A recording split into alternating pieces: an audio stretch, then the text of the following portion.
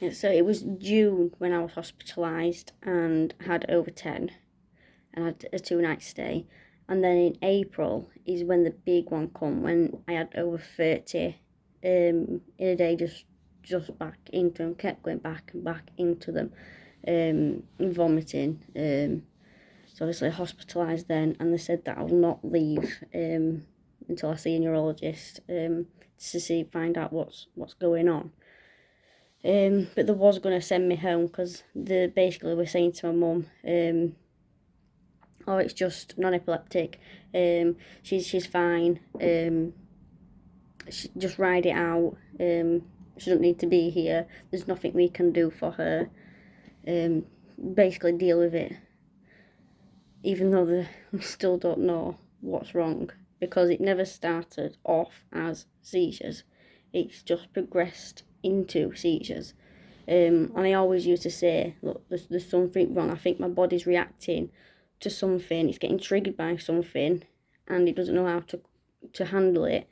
And I think what's happened is an underlying condition is not getting treated, and my body doesn't know what to do it, so it's progressing to seizures, and because my body just don't know what to do with whatever's triggering it. So back and forth to my doctors. Some have been really, really helpful, and others not so much at all. Sometimes you feel like you're getting somewhere when you speak to some doctors, and then some just make you feel so frustrated. I was just burst into tears at one, because the lady says to me, it's non-epileptic, there's nothing we can do for you, there's no cure. And then again, put me back on mood tablets. So, what do I do? So, tried them, obviously made me 10 times worse, didn't work. So when I was in the hospital in April, waiting for the neurologist, a neurologist come to see me, not 5 minutes, looked at a little video, and just dismissed all of my triggers, all what helped, how it started when I was healthy and fit, and then I got on COVID all pregnant, just dismissed everything of what I was trying to tell him. I was asking questions of my concerns, is there any help available, or there was nothing in that 5 minutes, and he just basically said, you've got F&D, it's all in your head, stress related, there's nothing we can do for you, you don't need to see any more specialists, ride it out, and you don't need to come in hospital again. So when he went, it was like, wow, where do I go from here? It's like I'm getting no help, there's something wrong with me, I don't want to be here, I don't want to keep, felt like wasting your time, you're busy. It just broke me, just in tears. Just break down stress when you don't know me, you don't know my life, you just don't know me, and it's just so frustrating. And that he told me, and I was like, well, what is F&D? And he just says, well, have you got access to internet, because you can look it up, and left it at that. And he says, you need to go to talking therapies, and I'll sort you out another EEG.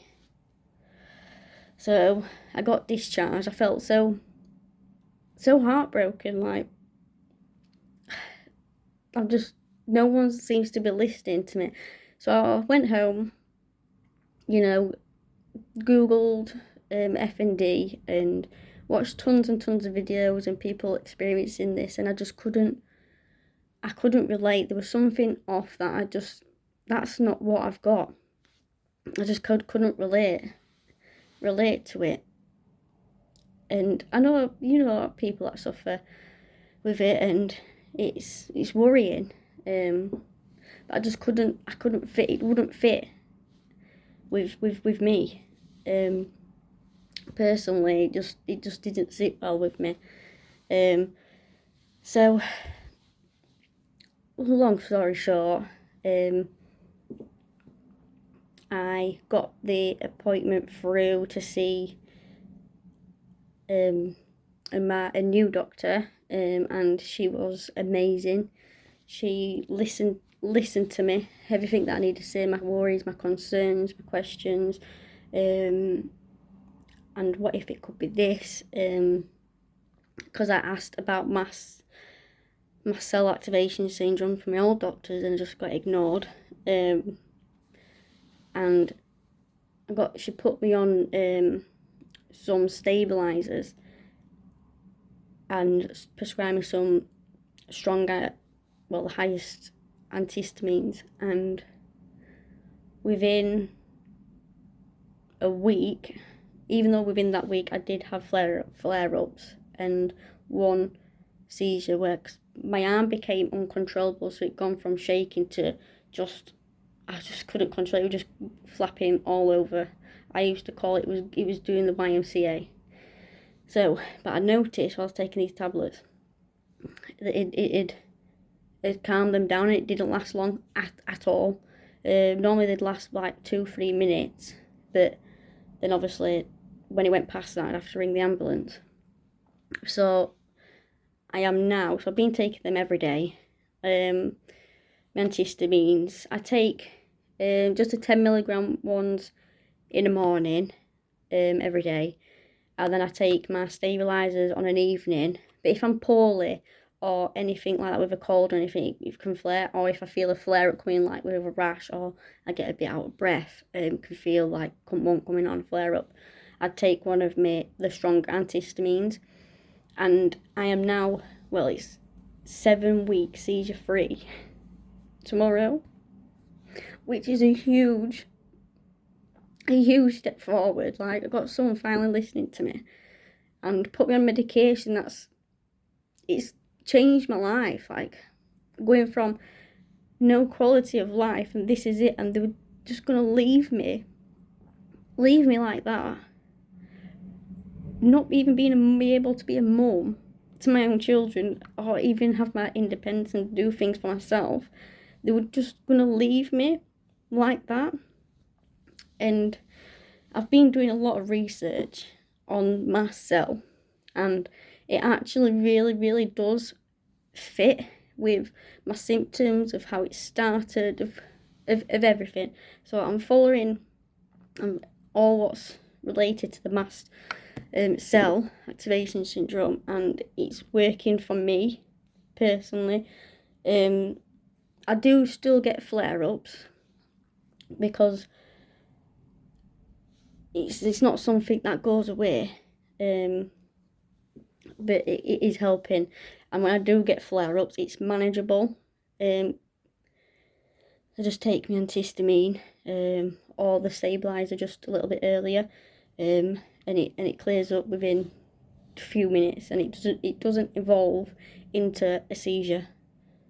I just can't tell you how amazing it feels from what I've gone through and my family's gone through, just to actually be listened to, and a little tablet can help.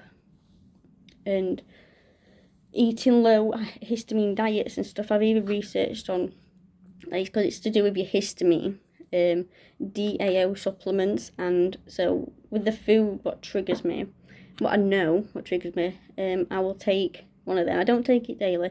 I will just take one of them supplements about 10 minutes before I eat, and I don't get a reaction like I used to. I still can get the odd one, but these tablets have worked for me, with the certain foods that used to trigger me.